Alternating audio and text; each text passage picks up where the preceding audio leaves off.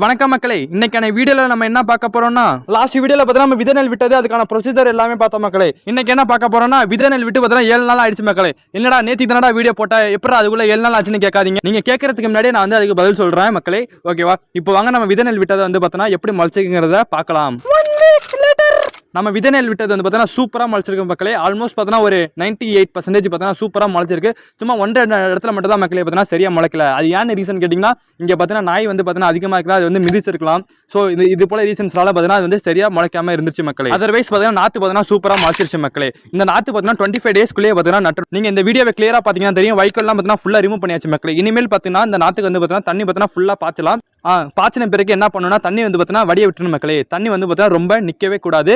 பாய்ச்சனதுக்கு அப்புறம் வடிய விட்டுறணும். இதான் மக்களை இன்னைக்கான வீடியோ. இன்னொரு வீடியோவில் சந்திப்போம். அதுவரை உங்களிடமிருந்து விடை பெற்றுக் கொள்வது நான் உங்கள் மோகன் Kumar. Tata bye bye guys. Reason பார்த்தா நான் நெக்ஸ்ட் வீடியோல கண்டிப்பா சொல்றேன். நெக்ஸ்ட் வீடியோ என்னன்னா, எனக்கு ஒரு லாஸ்ட்